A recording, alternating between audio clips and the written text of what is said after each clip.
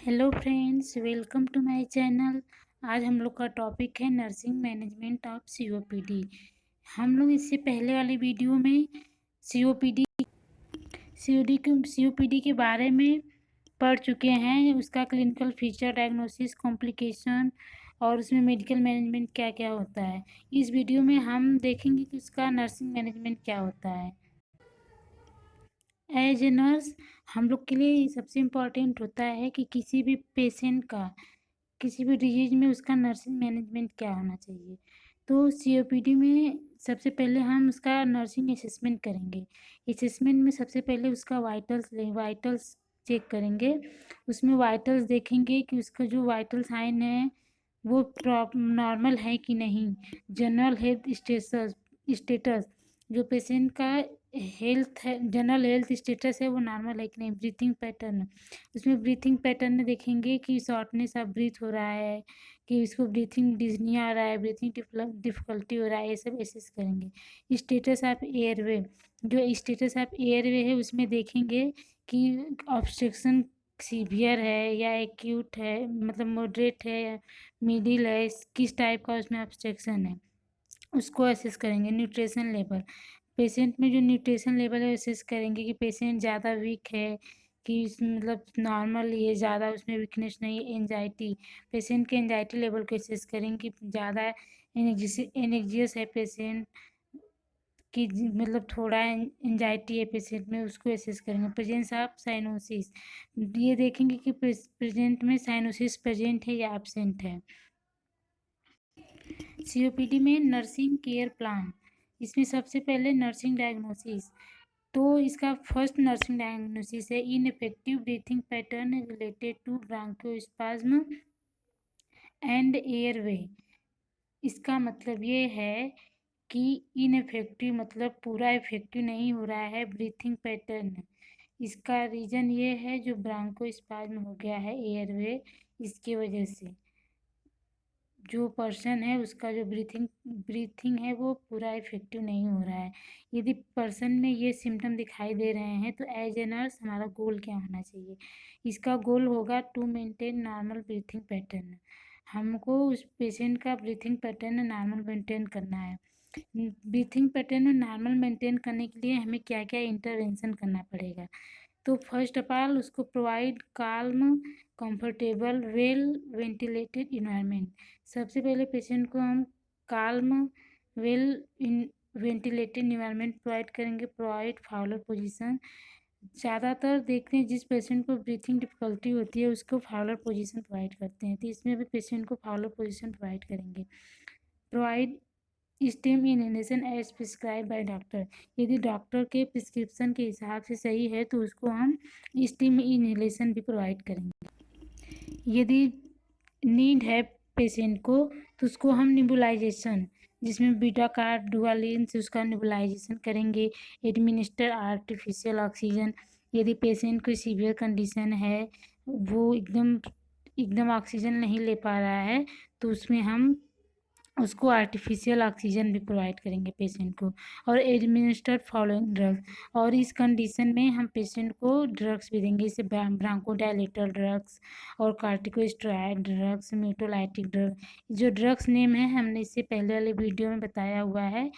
जो ब्रांकोडायलेटर होता है वो जो एयरवे होता है उसको डायलेट करने का कार्य करता है। जो कार्टिकोस्टेरॉइड होता है वो एंटी इन्फ्लेमेटरी ड्रग्स होता है। जो म्यूटोलाइटिक ड्रग्स होता है वो जो म्यूकोस होता है उसको ब्रेक डाउन करने का कार्य करता है। और ये नर्सिंग इंटरवेंशन करने के बाद हम उसमें इवेल्युएट क्या करेंगे। Patient normal breathing pattern is maintain, जो पेशेंट का नॉर्मल ब्रीथिंग पैटर्न है वो मेंटेन हो गया है। इसके सेकेंड नर्सिंग डायग्नोसिस क्या होगा। Accumulation of secretion in the airway related to disease process, COPD के कारण उसकी पेशेंट में सिक्रीशन ज़्यादा एक्यूमुलेशन हो गया है। यदि सिक्रीशन ज़्यादा एक्यूमुलेशन हो गया है तो एज ए नर्स हम लोग का गोल क्या होना चाहिए।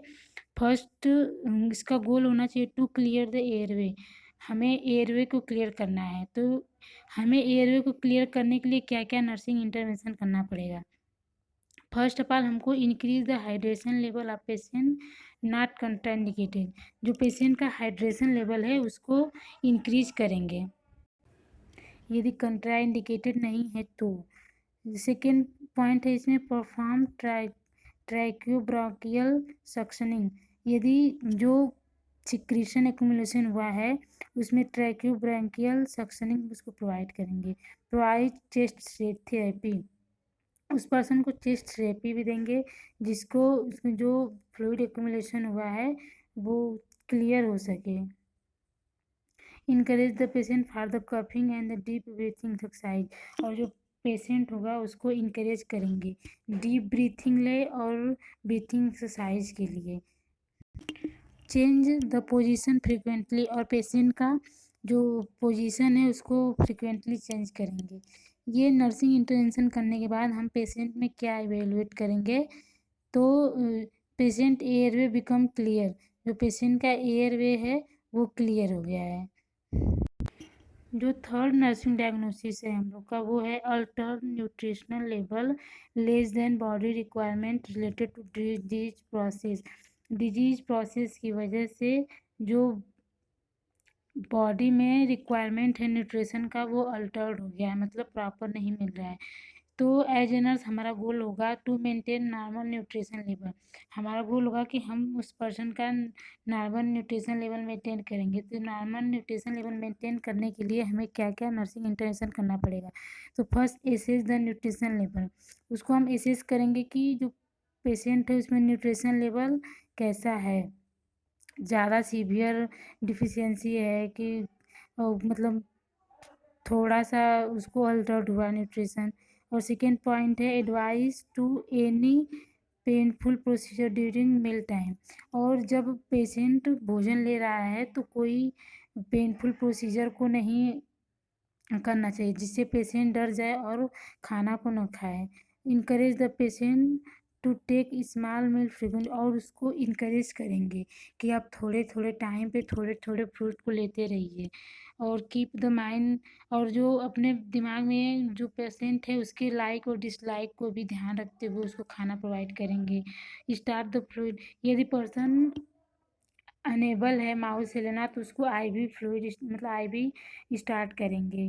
पेशेंट जो पेशेंट का डाइट होना चाहिए वो शुड भी इजीली एब्जॉर्ब इजीली डाइजेस्ट हो जाए और कोई डाइजेस्टिव प्रॉब्लम ना क्रिएट हो। और इसका जो अगला पॉइंट है in severe case NG tube insert, यदि पेशेंट माउथ से अनेबल होता है भोजन लेने के लिए तो उसको हम एनजी ट्यूब इंसर्ट करके उसके थ्रू भोजन उसको दे सकते हैं। नर्सिंग इंटरवेंशन करने के बाद उसमें पेशेंट पे हम क्या इवेल्युएट करेंगे, patient nutrition level is maintain. इसके बाद जो एसेस करेंगे पेशेंट का जो न्यूट्रिशन लेवल है वो मेंटेन हो चुका है। जो फोर्थ नर्सिंग डायग्नोसिस है हम लोग का risk for secondary infection related to hospital environment. Hospitalization की वजह से पेशेंट को सेकेंडरी इन्फेक्शन का रिस्क हो सकता है। तो इस रिस्क को रिड्यूस करने के लिए हमें हमारा गोल क्या होना चाहिए, reduce for the secondary infection. हमें जो रिस्क है सेकेंडरी इन्फेक्शन का उसको रिड्यूस करना चाहिए। तो इसके लिए हमें क्या करना चाहिए, इसमें नर्सिंग इंटरवेंशन जो होगा यूज स्ट्रिक्ट एसेप्टिक टेक्निक। कोई भी चीज़ यदि यूज कर रहे हैं तो उसमें एसेप्टिक टेक्निक से यूज करना चाहिए। Only sterile articles are use, मतलब कोई भी प्रोसीजर करने जा रहे हैं तो जो स्टेराइल आर्टिकल्स होते हैं उसी का यूज करें। Wash hand after and before procedure, किसी भी प्रोसीजर से पहले और किसी भी प्रोसीजर के बाद हम लोग को हैंड वॉश करना है। ये isolate patient suffering from infection, यदि पेशेंट इन्फेक्शियस डिजीज से सफ़र कर रहा है तो उस पेशेंट को हमें आइसोलेट करना है। आफ्टर नर्सिंग इंटरवेंशन हम क्या इवेल्युएट करेंगे, reduce the risk of secondary infection. ऐसा करने से जो पेशेंट का सेकेंडरी इन्फेक्शन का जो रिस्क है वो रिड्यूस हो गया है। और इसमें जो फिफ्थ नर्सिंग डायग्नोसिस है anxiety related to disease process. As a nurse हम लोग का इसमें जो गोल होगा रिड्यूस द एंजाइटी, जो पेशेंट की एंजाइटी है उसे रिड्यूस करना है। इसके लिए हमें नर्सिंग इंटरवेंशन क्या क्या करने होंगे, जो फर्स्ट नर्सिंग इंटरवेंशन है, एसेस द एंजाइटी लेवल। जो इसका सेकेंड पॉइंट है वो है प्रोवाइड साइकोलॉजिकल सपोर्ट। पेशेंट को हम साइकोलॉजिकल सपोर्ट प्रोवाइड करेंगे, उसको बताएंगे कि आप ठीक हो जाएगा, थोड़ा सा टाइम लगेगा, उसको साइकोलॉजिकली सपोर्ट देंगे। और जो इसका अगला पॉइंट है, do not leave the patient alone. Patient को हमें अकेला नहीं छोड़ना चाहिए, जिससे वो उसको फियर हो और एंजाइटी हो, इसकी वजह से हमें पेशेंट को अकेला नहीं छोड़ना चाहिए।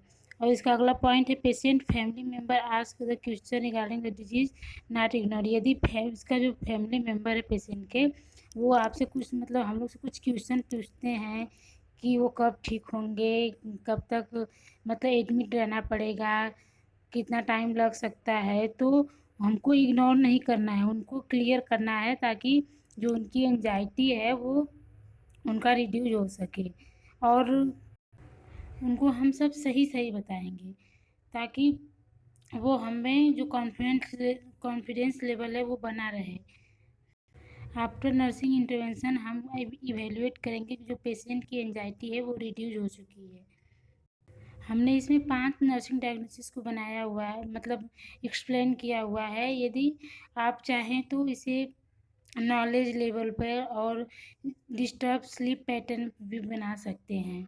Thank you friends. यदि आपको वीडियो पसंद आया है तो इसको लाइक करें, चैनल को मेरे सब्सक्राइब करें।